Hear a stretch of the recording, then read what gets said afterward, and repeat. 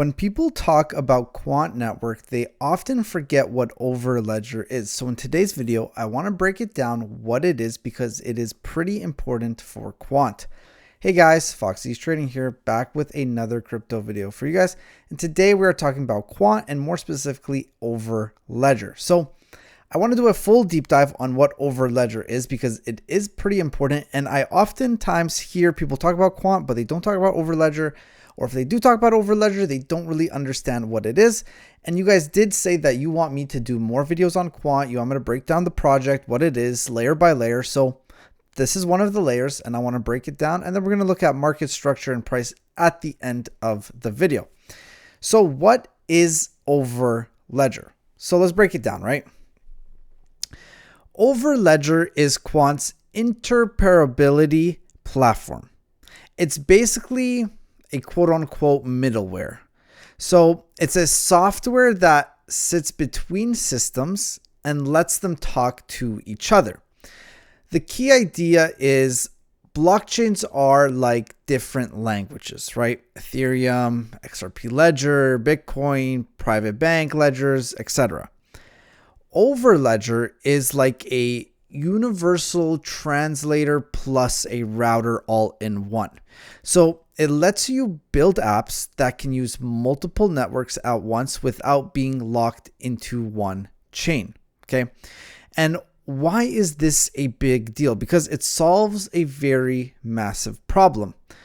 Most crypto projects are trying to win as the best chain. But the real world doesn't really work that way. Banks have legacy systems, government have different rails, businesses use different databases. Crypto has a bunch of chains that really don't naturally connect. So the problem is that everything is siloed. And what Overledger is doing here and the Overledger pitch is basically you shouldn't have to rebuild everything on a singular blockchain. You should be able to connect what already exists together, right? So I want to also talk about Overledger's M apps. And this is a concept and this is a very important thing that also gets not talked about. And Quant describes apps built on Overledger as M apps. And M apps is simply put right here, multi-chain applications. Okay. And this means that the app isn't on Ethereum and it's not on Solana. It can run across multiple networks. An example I'll give to you guys is imagine a payment app, okay? A stablecoin settlement on one network, a identity verification on another, an audit trail, for example, on a private ledger, and then a cross-border transfer through a bank rail, right? All inside one experience. So I hope that kind of makes sense. I hope I didn't go too in-depth and too analytical with that explanation and example, but I hope that kind of gets the point across, right? M apps are like apps that don't care which chain wins. They just use the best chain for each job. That's the simple explanation of it, really. And how does Overledger work? This is where I make the diagram for you guys because when explaining how things work, oftentimes I see that people like a visual representation. So you're going to be able to follow along a lot easier. And I'm not going to go too technical. We're going to go just a little bit layer by layer. And the first layer is connection layer. Okay. Overledger connects to multiple networks through gateways. Think of these gateways like a plug that connects to Ethereum or a plug that connects to the XRP ledger, a plug that connects to a bank system or private network. So Overledger uses these gateways like adapters that connect different networks into one platform. And then you have the next layer, which is the messaging layer. Once connected, Overledger can read events from one chain, trigger actions on another chain, and then pass data across these networks. Okay, that one pretty easy, pretty self-explanatory, nothing too difficult. And then we have the third and final layer. This is the transaction layer. So cross-chain logic and execution. This is also where the rules and the app logic lays. So the developers build the logic once, and then Overledger handles the cross-network coordination. So instead of coding 5 different versions, for example, of your app for 5 different networks, you code once, and then Overledger handles that transaction. Okay, so those were the 3 layers that Overledger works. Now, all of this is connected. All of this is important. And it is one of the big reasons why Quant is what Quant is, right? And another really important thing is that enterprises, they like Overledger. They want it, right? So Overledger lets them stay flexible. If one chain fails or if another one becomes expensive, they can always reroute. Another thing that works very well is that they work with legacy systems. And banks and businesses, they don't replace everything overnight. Overledger connects to the old world and to the new world without facing a full entire rebuild. Okay.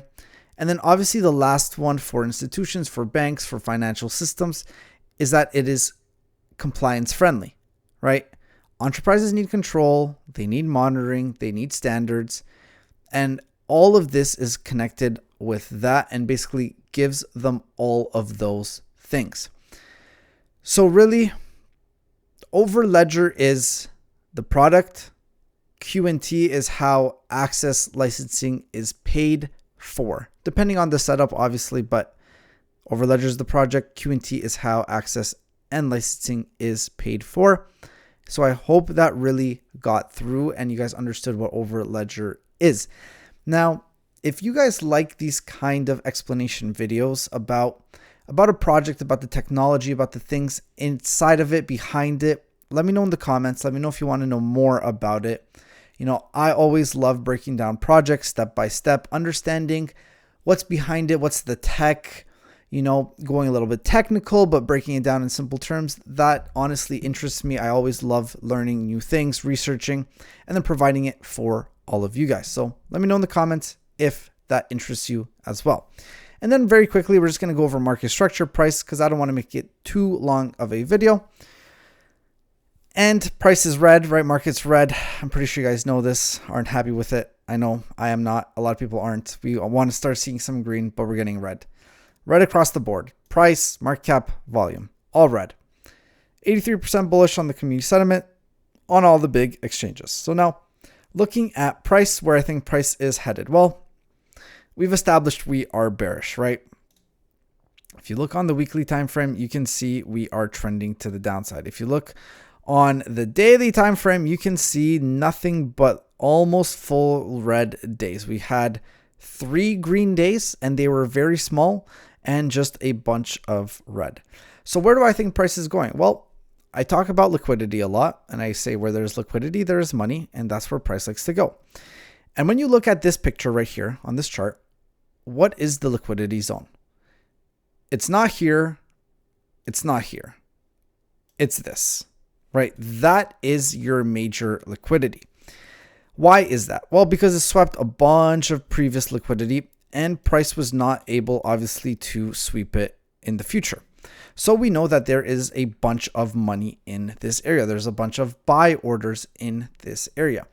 And originally, a lot of altcoins weren't going to sweep it, right? There was a moment in time where we were starting to look bullish, but then really at the start of December really started showing bearishness and a lot of manipulation, especially in Bitcoin, which is also bringing the price of other altcoins down.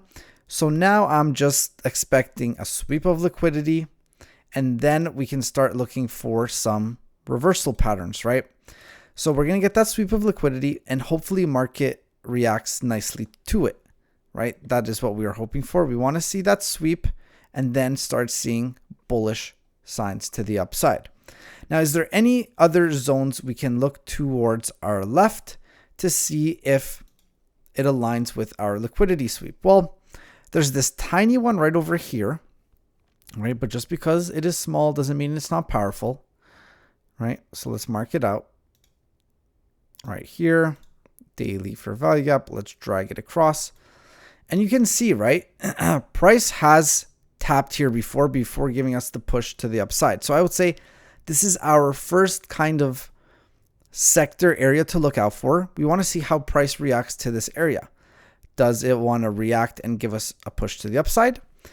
And if it doesn't, and we just simply go right below it, right, and we take it out, well, then we can expect this price to be targeted.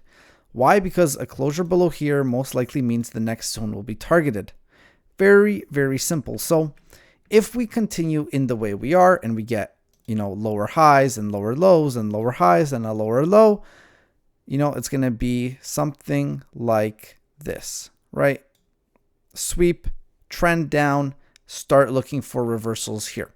What else does this mean? That means you can start looking for a potential investment in this area, right? So kind of look into the $64 area, right? It doesn't have to be perfect. The execution doesn't have to be perfect. If you buy at 64 and we get to 55, and you're a little bit in drawdown and you're red on your investment, that's okay, because you want to be thinking about altcoin season and the highs that will be getting taken placed, right? And then you're going to be looking for upside potential. A little bit down is possible. You're almost never going to invest and you're just going to see green.